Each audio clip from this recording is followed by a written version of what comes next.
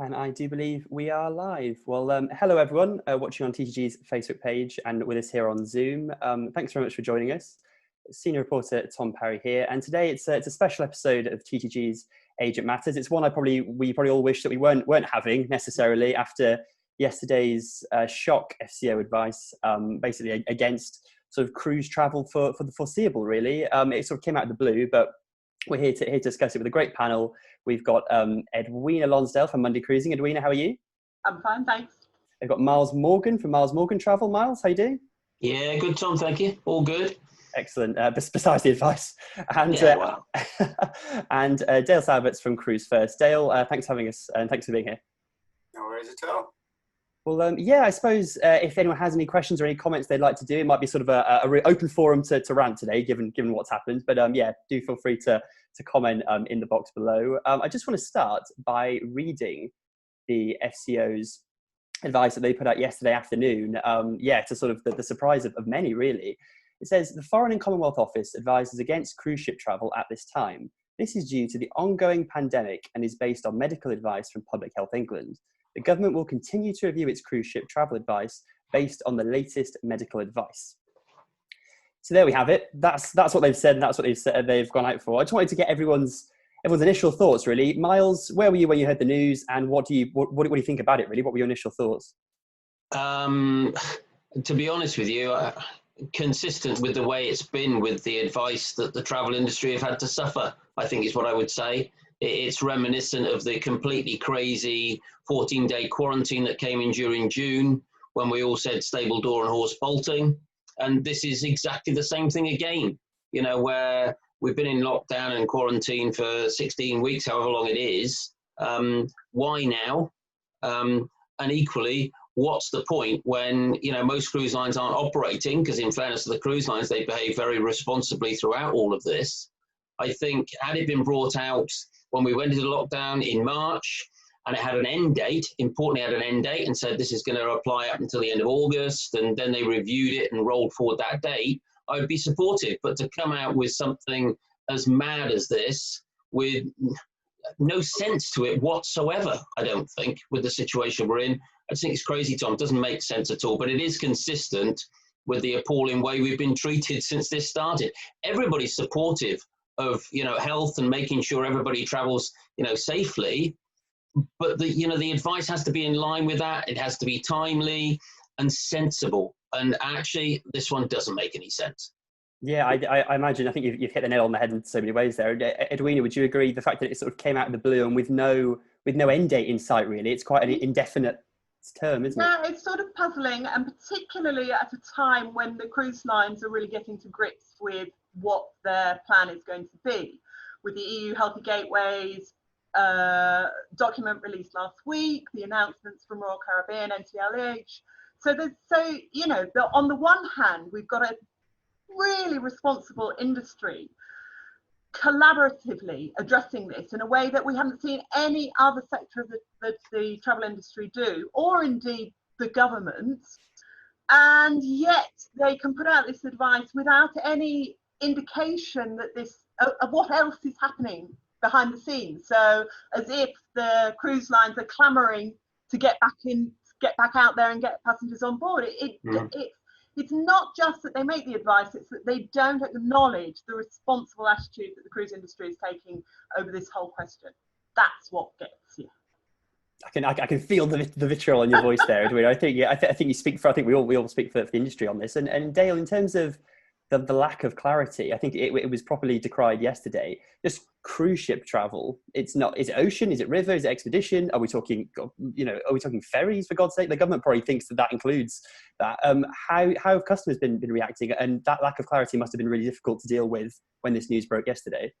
Absolutely, I think the clarity is absolutely key to this. If they come out with the message and really clarified the stance on it, and what whether it includes ocean, whether it includes river, if we don't know, being in the middle of the industry, if we don't know what's going on, how are consumers supposed to take that message, and then the impact that has From a customer service perspective, you know, the volume of additional calls that we've been receiving in, querying that FCO advice. You know, I've got a cruise going in December, and I want to cancel because the FCO say I can't travel. That clogs up the phone lines for the customers that sailings have already been cancelled. So it's a bit of a vicious circle, really.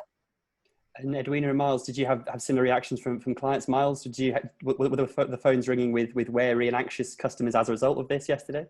Yeah, I mean, it's so reminiscent of when the indefinite travel announcement was put in place by the FCO, when we had people that were calling up back in March about their holidays in November, in December, because there was no time on it. It was governed indefinite, and that caused huge amounts of issues. And the point that Dale raises is spot on. You know, there is no date, so therefore everybody is alarmed about their travel, whereas in fact there is no need for customers to be concerned.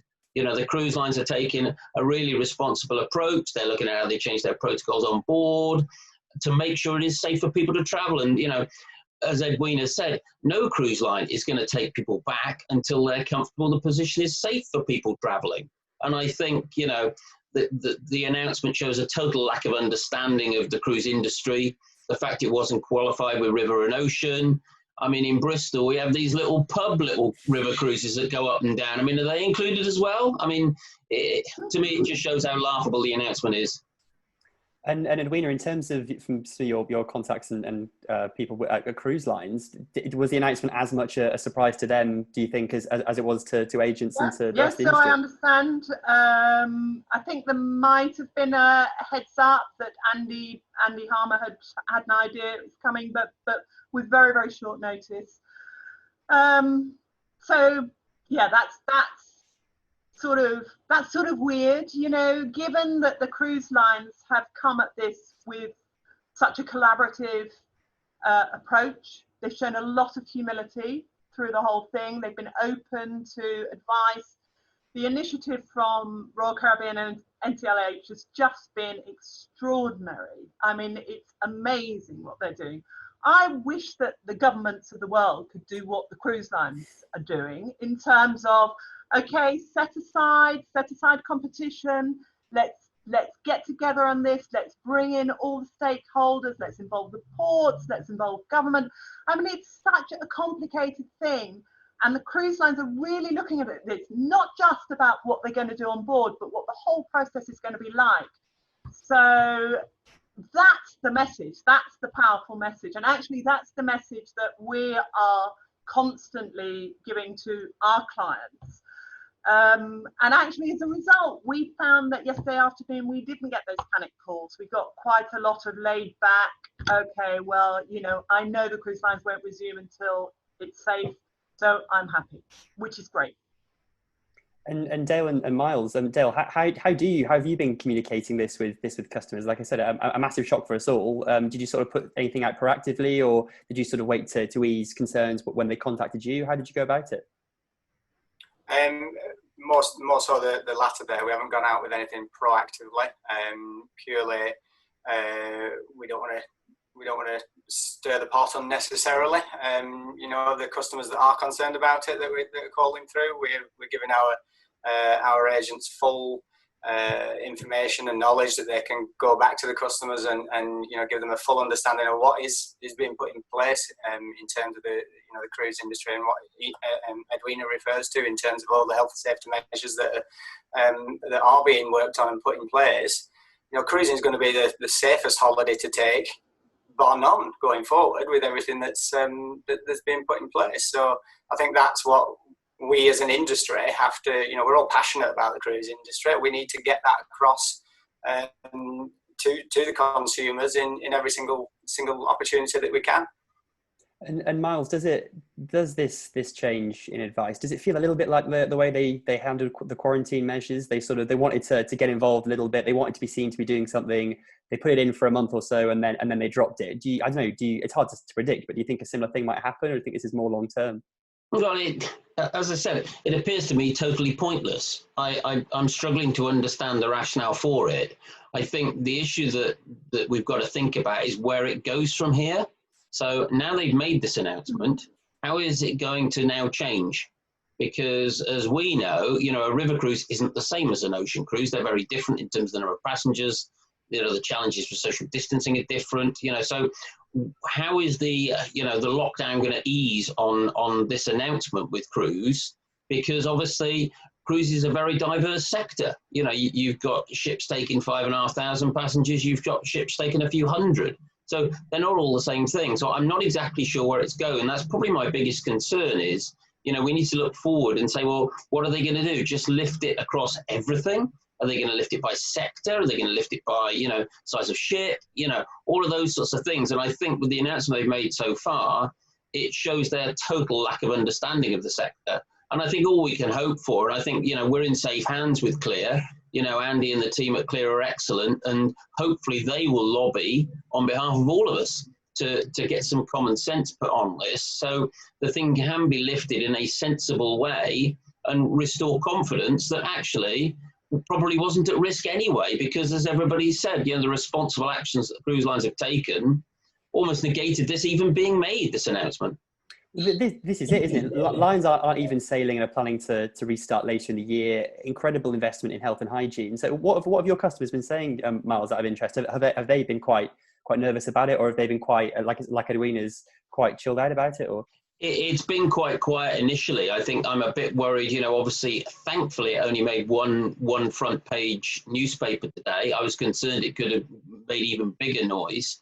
But, with so many of the departures all cancelled already over the summer, we're only talking people latterly. And to be honest, I think most customers are more sensible than the people that made this decision. They look at it and they go, well, actually, bloody hell, I'm not going until November. So let's just chill and see what happens. So most people take a sensible approach, but is it helpful? Definitely not. It's not helpful at all. But I think most people will be pragmatic about it and just wait for the cruise lines, because as other people have said, probably before we went into this, nobody took hygiene better on board than the cruise lines. And as Dale said, when we come out of this, probably the safest form of holiday could well be a cruise line, simply because of all the investment that they're putting into it and the seriousness in which they take it already, even before this COVID outbreak.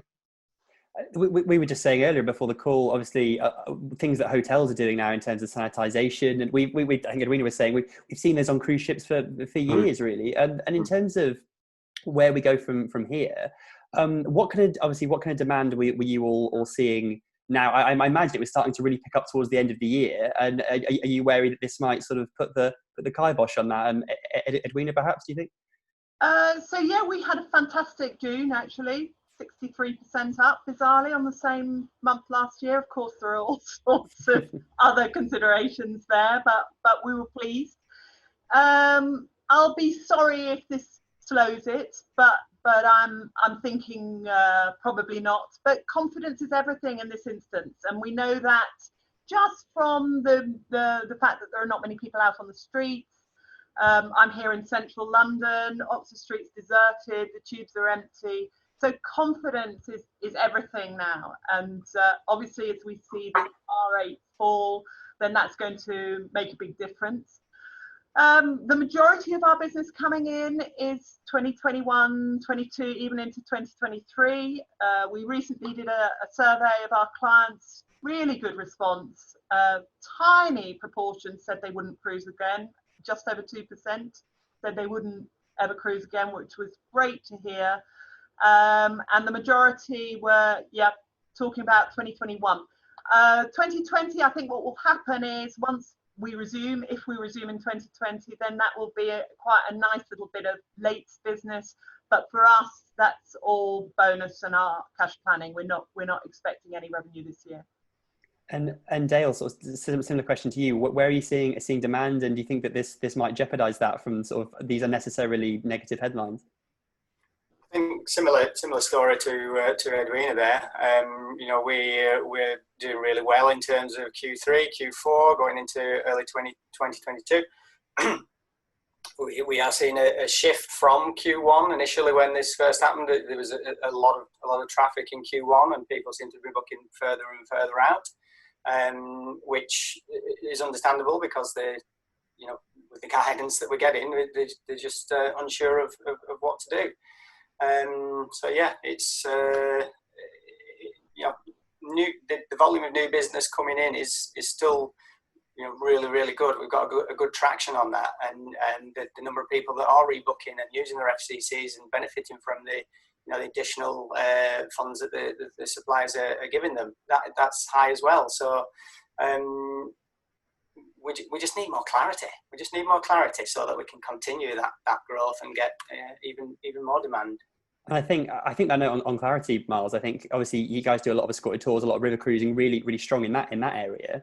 A lot of river lines are starting to operate now and get back into business. Do you think that, that lack of clarity, people might just assume cruising, you know, river, it might have become more popular because of this pause in ocean, but now there's no clarity around that. It might put people off slightly, do you think? I don't know.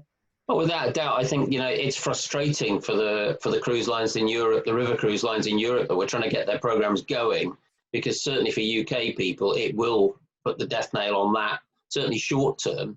All we can hope is that they carry on operating with European guests and prove a point that actually it is safe to do a river cruise, and, you know, confidence will build back from that perspective. And I think, you know, we've suffered on the back of social media in a way with all the doom and gloom news on holidays. What I'm hoping is, you know, people's timelines will now be full of people returning from their summer holidays in Spain, and equally, hopefully, people going on river cruises across Europe and showing that actually the experience is back. It's safe to travel, and it will build back up from that perspective. But it's certainly not been helpful. I think for my business, I've been surprised since we've been in lockdown.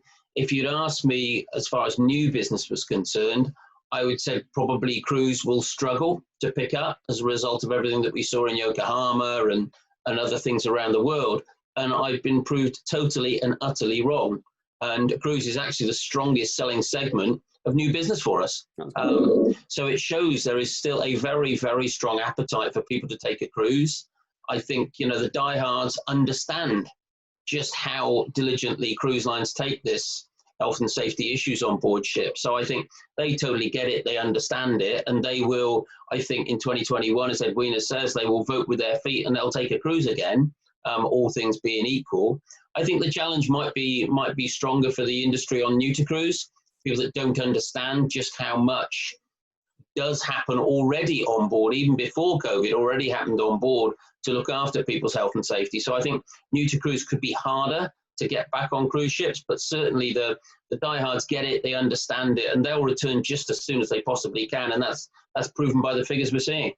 That's such a great point there, Miles, in terms of the getting out and actually showing people, and especially in terms of new to cruise as well. Dale, do you think that obviously new to cruise is such a burgeoning part of the sector beforehand, and things are really building? Do you think it's now so important that lines and agents and the industry sort of do show that real on the ground video showing how it all is now to try and make sure that momentum stays? Absolutely, yeah. I think that's absolutely going to be key. I think the doing the kind of infographic, quick, short bursts of, you know, these are the changes and the good stuff that we're implementing on the ships is absolutely key to getting new to cruise rethinking about a cruise, because if they've never cruised or they've done one and now they're seeing all this happen, that is the market that is going to be impacted the most from this. As Miles says, you know, the people that have cruised 10, 15 times, they understand it, and they'll continue to book as what we're seeing. You know, we have a huge repeat client database, and the majority of the bookings that we are getting through are repeat customers, and, you know, getting new to cruise is absolutely going to be the challenge. And Edwina, do you think, obviously you have a real diehards, really strong database of people who love cruising, and as Miles said, you know, that they'll come back time and time again. Do you see yourself sort of changing your marketing messages or the way you're styling yourself in terms of promotion around health and safety now, or do you think it's your clients know how it will be and they're following the story quite closely? No, I think it is important to talk about the whole health and safety thing. The interesting thing has been, though, that a lot of people have said, oh, we need the detail. Actually, that's the last thing we need. We really don't need the detail. What we need is the big picture, the vision, the commitment, the involvement of all the different parties. That's what's key. And then our clients can trust the cruise lines, seeing that they're taking this really seriously, to do the right thing across the board. And not rushing into this is the most important thing. So whilst we've seen a lot of cruise lines announce their health and safety protocols, actually that's just scraping the surface of the things that they're addressing. That's absolutely nothing compared to the ins and outs of this huge operation, which is getting a cruise underway. It's just such a massive logistical issue, isn't it? But the plus being that you've got a controlled environment, and once they do have the procedures in place, then they're going to be able to ensure that they look after that. And plus the fact that once the protocol, the basic protocol is established, then the cruise lines have agreed that they will share all their information. So you're not going to have any of them competing on safety. You're not going to have one saying, oh, look at us with the, that is not going to be the issue. Clear will adopt a basic protocol that all clear lines will have to follow, and so that clients can really come back with total confidence, knowing that they've got that very safe environment there. So the message at the moment to me is it's the bigger picture. It's not about the detail. No, that's a very good point, actually. We've had a question about travel insurance. You know, perhaps obviously usually when the FCO says a particular destination is off limits, it's off limits, and that voids your travel insurance. I'm not, definitely not in my time, but the FCO to sort of ban a whole mode of transport, really, which just seemed bizarre. I think, Miles, do you have any idea how that would work in terms of travel insurance? Is that an issue that customers have been speaking to you about? Well, it shouldn't create an issue with travel insurance. Obviously, you know, you couldn't currently go on a cruise because your insurance would be invalidated because of the FCO advice. But fundamentally, because there are no cruises departing, it becomes an irrelevance from that perspective. And, you know, it's frustrating again in a way because, you know, recently in the last week, we've now got insurance that covers for COVID, both, you know, whilst you're away and if you have to cancel if you contract COVID before you're traveling. So it's a bit frustrating, really, because from an insurance perspective, that one finally has been fixed and now is in place. So, you know, customers can book with confidence knowing that COVID is covered whilst they're away before they travel. But as an issue for cruise, it won't really come up because, you know, your insurance is invalidated if you travel. But of course, there isn't any travel at the moment, so it's fine, really. This is it, isn't it? It's basically like putting an indefinite travel ban when you can't get on a flight and go on holiday anyway, isn't it? So yeah, very true, actually. I just wanted to ask you also before we wrap up, what you'd like as an industry to be the go forward here. Dale, what do you think the industry can do? Is it, like I said, they're already collaborating so much together and working on that health and safety message, as Edwina rightly said. Where would you like the collaboration to be, and what would you like the sort of the strategy to be almost to get through this period of this uncertainty and this FCO guide? I think it's all comes down to communication. You know, making sure that all of us in the industry understand exactly what that collaboration involves, what they're putting together as a strategy, and then we can communicate that out amongst the consumers and create confidence. And, you know, at the end of the day, this is all to get people back in, you know, get the ships back into the water and get people booking again, or booking more, and getting all those you know, the new to cruise market, people that are still on the fence of thinking whether they would have done a cruise or not, to get them over the line and increase the volume of business that we've got coming in. And Miles, do you think that, as you mentioned, it is about showing that on the ground or you know, on board message of this is what it's really like, here you go, and actually getting that message out there? Is that what you'd like to see cruise lines doing, or something different perhaps to try and get through this period? I think we're a long way away from cruises being operational. So, you know, from that perspective, it's probably too early. I mean, I saw this week a Jet2 video that was really, really good, just talking people through what the new experience looks like. So, you know, from when you arrive at the airport to when you get to the resort, you know, and that's the sort of thing that will be required in the future, if you like, to just, you know, put people's minds at rest that the thing's been taken seriously. These are the things you maybe find that are slightly different from last time you went on a cruise. You know, so quite straightforward, practical stuff, but it's probably too early for that at the moment.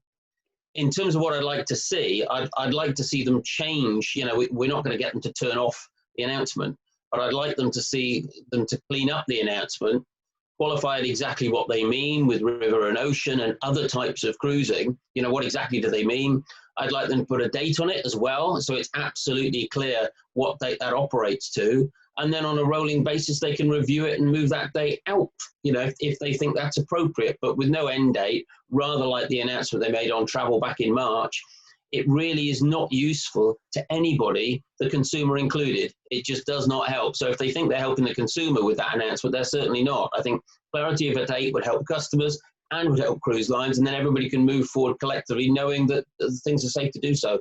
Yeah, completely. It just seems like a bit of a grey cloud on the horizon now, isn't it? Just sort of circling everyone for no real reason. And Edwina, perhaps the last word to you. Do you think that, as Miles rightly suggested, you know, cleaning up the announcement and the advice around that? Yeah. Do you think actually in Germany only 2 or 3 weeks ago, then Germany came out with a similar no Germans to cruise ban, which has now been lifted. In fact, as you know, TUI Hapag resuming operations for German residents. So it you know, it's not just us. Those different countries have that same challenge. But I think the opportunity that the cruise lines and we can take from this and engaging in any sort of public forum is to grab the opportunity to change the story. So the story is not that they've banned cruise. The story is, wow, look at what the cruise industry is doing. Look how seriously they're taking it. Look how they're not jumping the gun by coming out with announcements before they're ready to do so. Look how they have voluntarily suspended operations. So that, I mean, it's such a positive story for the industry, and we should all just grab the opportunity to send it out there. And do you think the industry has as you mentioned, the guys at Clear and all the cruise lines together, do you think they have that power to say to government, look, this needs to change? I think actually the activity of Clear on this has been huge, and actually we know just a tiny inkling of what's been going on. And I think it's been frustrating, of course, because there are so many stakeholders. Everybody's got a view, haven't they? Public Health England really come off out of left field on this one, I think, because they were engaged, the FCO. EU Healthy Gateways released last week looked really positive, and yet there's no reference to that in the FCO advice. So I think Clear are doing a fantastic job, absolutely fantastic behind the scenes, and they are, you know, we really trust them to do everything they can in this way. Well, it's a nice positive note to finish on. Well, thank you all for joining me. I just wish we could sort of take this recording, package it up, send it to the DFT and the FCO and the shipping minister and everyone, and sort of just see really and get a lot of your fantastic points on board there, everyone. But thank you everyone for pardon. Shall I? I'll email them now. I'll put it in a little file. God, yeah, change our cruiseadvice.gov, please, because it needs to be sorted out. But no, thank you all for joining me, and thanks everyone for watching on Facebook as well. I hope you found the session valuable. I hope to meet up, or you know, talk to you all later on more sort of happier times, and let's hope the advice, if not obviously lifted quickly, is definitely clarified. But thank you all very much for joining us today. All the best, everyone. Thank you, Tom. See you on a ship.